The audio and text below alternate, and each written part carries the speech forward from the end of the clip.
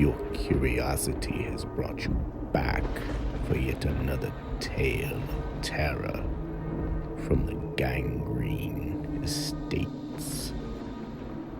However, I feel this time will have even deadlier consequences. Back it up, Saudi. I'll take it from here. Hello, everyone. My name is Paige, and tonight I have the dreadful pleasure of showing you the new Mezco Toyz 112 Collective Gangreene Estates Aleister Gangreene, the terrible tale of Aleister Gangreene. Really quick, I love talking about toys. I especially love talking about Mezco Toyz. So this video is going to be packed with information. I think it's important to have as much information as possible so you know if a figure is right for you and for your collection. This video is going to have something for everybody, whether you're a casual, hardcore collector, you're a customizer, and pretty much everybody in between. I promise I will speed it up during those parts where there may be a little bit too much information. I understand a lot of people just want to see the figure and the accessories. Don't worry, I got you covered. Just down in the description box, each section will have their own timestamps there, and they'll take you wherever you want to go. So this figure was teased in 2023 at RumbleCon, and then it received a full reveal at RumbleCon the following year. If you're unfamiliar with the character, he's had a few brief panels in the Gangreene Estate comments. I would highly recommend you checking those out. But if you can't, in a nutshell, Aleister Gangreene, he's like a kid and he lives with his parents at Gangreene Estates. He had a dog and both of them were infected by like these space spores or something like that. And it turns out Aleister got turned into some kind of like bog boogeyman who likes to bat and bone beat anybody that steps on his property. So last thing really quick, this was a advanced copy from Mezco Toyz for me just to take a look at and share with you guys. So I wanted to say thank you very much to them. If you were on the pre-order, that went up on March 17th, 2025. Retail for this was $112. Aha, I see what you did there. It was a buy it now. So usually what that means is it's in stock. So hopefully we'll see this ship pretty soon. It has converted to waitlist status, but it doesn't mean that you're out of luck or you might be at the mercy of the aftermarket. There's always a chance you can order and then it can convert if they see that there's enough interest in the figure. Sometimes they may even consider doing another run, but until then, let's do a little bit of show and tell, and you can see, like I said before, if this is right for you and your collection. I am a huge fan of comic book art on boxes, especially the wraparound style Mezco uses for the Rumble Society characters. Again, we don't know a lot about this character except for what is in the product description, but he's part of this Gangreene Estates line, and this is a Mezco exclusive, as you can see up at the top. I love gold! Keep in mind, if you read the product description and disregard some of the internet chatter that you see, he does actually come with a comic book. So hopefully that will give us a little bit more backstory with the character. On the front of the box, you're going to get Aleister Gangreene, the logos, profile pictures on the front and back, giving you those kind of creepy Tales, Vault of Horror, hack and slash vibes. Side panel has a little bit of artwork that shows this baddie got himself a baddie. Bottom of the box is a legal warning if Aleister comes after you at night, as well as Mezco socials and their site information. Now, top of the box is my favorite shot. It shows him dragging his victim like I am with the box description, but I think this needs to be talked about, because you can tell that the artist put a lot of time and creativity into the panels, and it gives you a better sense of the character, and they deserve some shine for that. So thank you guys. You guys did great with that. Here are the product care guidelines that nobody reads, but you really should, especially this part right here on the overposing. You also have the accessory sheet that gives you a couple of descriptions of the things you're going to get in this box and how to undo them. So I've only had this figure about a week, maybe a week and a half, and I'm pointing this out because a lot of times collectors will get a figure, they'll try to do 4 or 5 poses, and they'll base the range of motion off of that limited amount of time that they've had it in hand. Don't do that. But I know. The number one question that every collector has, especially Mezco collectors, is going to be, is this double jointed? And the answer is yes. This figure is on a modified barbarian body, I think. I know a lot of people are going to look at this and say to themselves, he looks a little bit bigger. He's probably not going to have a lot of range of motion. And sometimes we kind of get wrapped up in that range of motion thing and expect all the characters are going to have the range of motion of Spider-Man. Different bodies have different ranges of motion, but hey, here you go. I do like how much range this figure has, and it's done so well that you can not only pull off movement and poses that you wouldn't expect from this type of character, or at least the body structure, but it's also done well enough where I don't feel like you're stressing the seam lines in the material, which is helpful because that means it'll stay intact for longer. So the head is on a double ball joint, but the neck is not. It's just going to be a sculpted piece, but it does allow you for more range of motion than you think. Now the head is on a double ball joint, which is cool because it allows you for more range of motion than you think. It goes backwards about this far, forward about chin to chest, and side to side. And then you're also going to get 360 range of motion. Now the devil is in the details with this.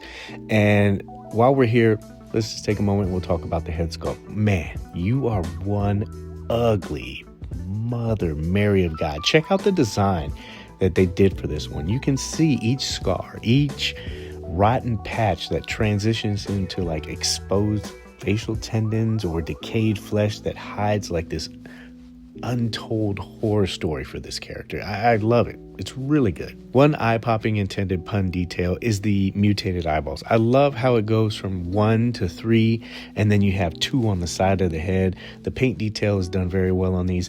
Another detail besides the flesh that's rotting is the teeth. Now, these are not sculpted. They're painted, but there's enough depth that it makes it look like they're sculpted individually. But honestly, you need to cover that up, Allie. Ugh, gross. And what better way to do that than with a mask or 2? This is kind of like the Man in the Iron Mask. It's split down the middle so you can easily just pinch the rear half of the mask, and then you can just take it off and then just reattach it. This is cool because it does hide the 3 eyes, and it gives them a little bit more of that Man of Mystery look.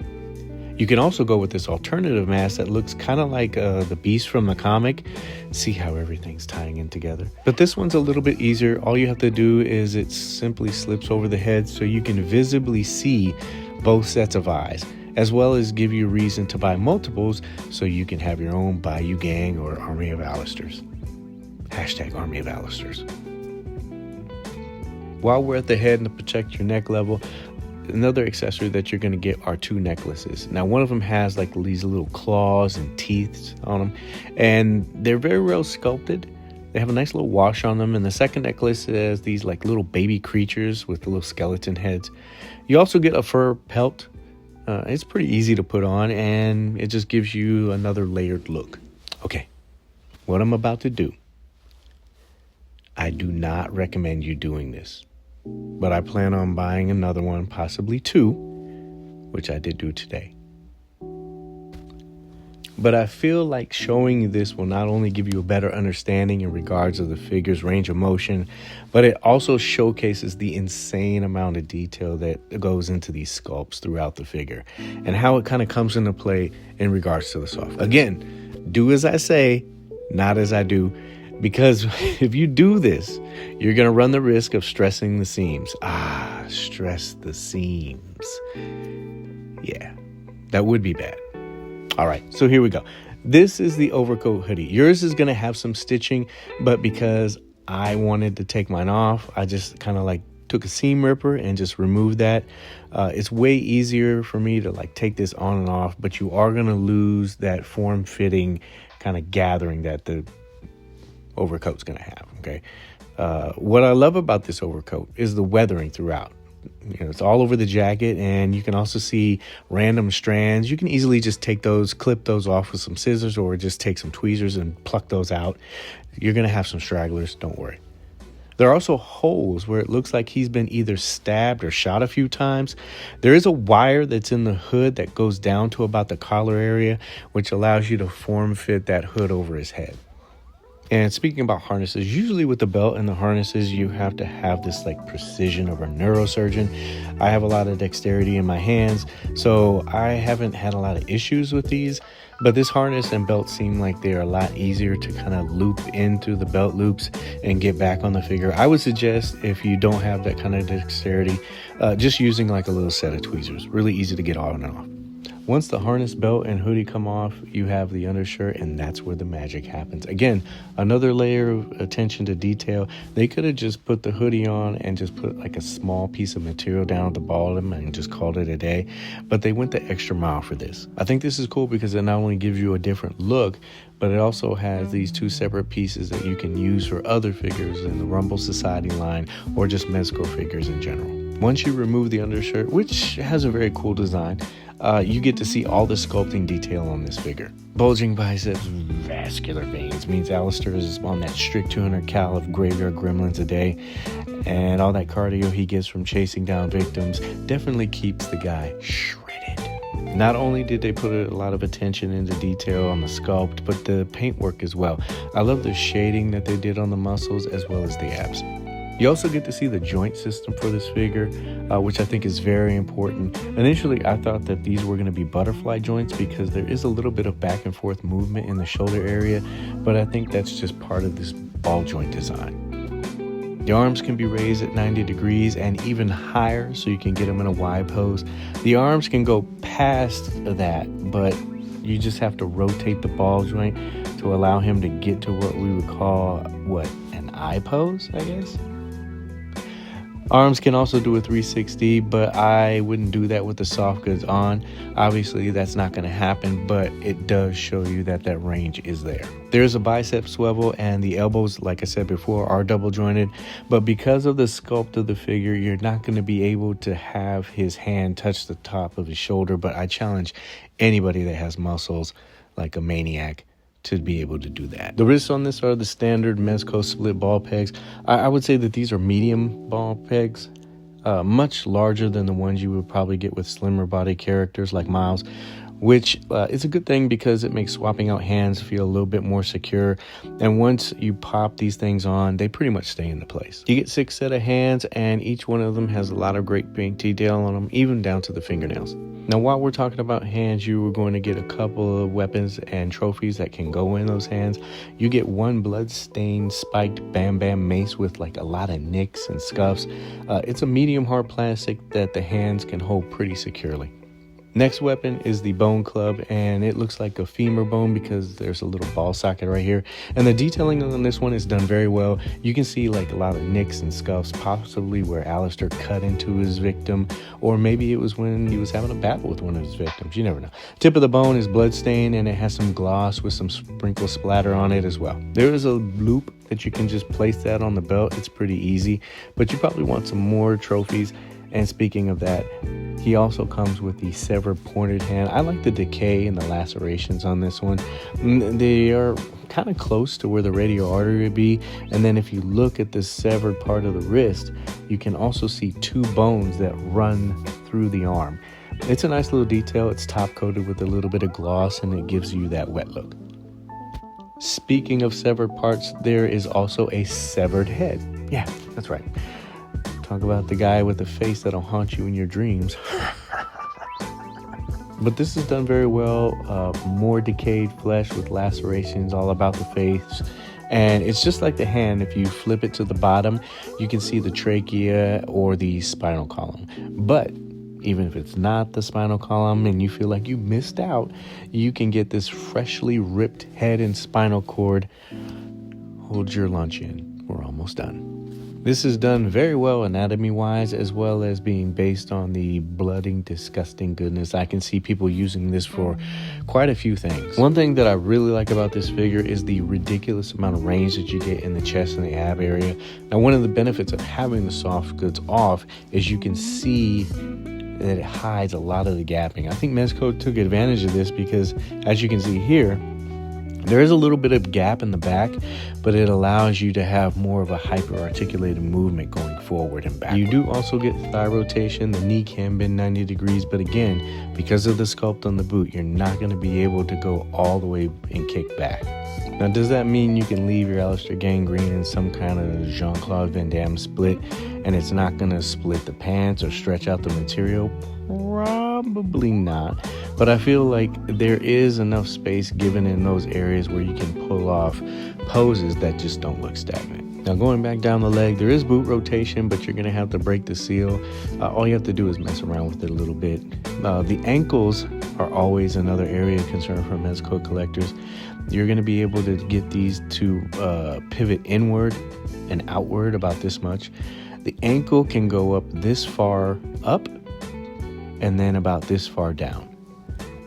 Now, the last thing I want to show you is the bear trap, and I think this is probably the coolest accessory in the packet. This comes with a little chain and a ring that he can hold. It's made of hard plastic. It does have a working feature, and I would say be very careful with it. I mean, it looks like it has sharp spikes and the pointed claw teeth are on there, but they're not going to drop a lid. I'm just playing around with you. But let's do it on camera. Let's just see. Let's do a little test. Take the jaws, and what you're going to do is you're going to put them down. There's a little latch over here, and once you've done that, all you need to do is apply a little pressure, and holy and last but not least, we're going to have the size comparison. Now, because he hasn't been put in pictures with other figures, I can kind of see where people will probably think he's a little bit larger, but this will give you a better idea how he measures up against other Rumble Society characters. I'll probably do size comparisons with other figures a little bit later on, but for the purpose of this video, I just wanted to focus within the Mezco Rumble Society characters genre. I appreciate you guys sharing your time and sticking with me through the video. I love talking about figures, especially ones where you can tell that there was a lot of time and attention that was put into them.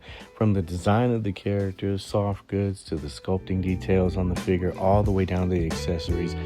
They did a really good job with this one. I really like the concept, and I'm very interested in seeing where they go with the Gangreene Estates line. There's been a bunch of characters that we haven't even seen in the comic that they could probably pull ideas from. And maybe some that have not risen from their graves. But that is a tale for another night.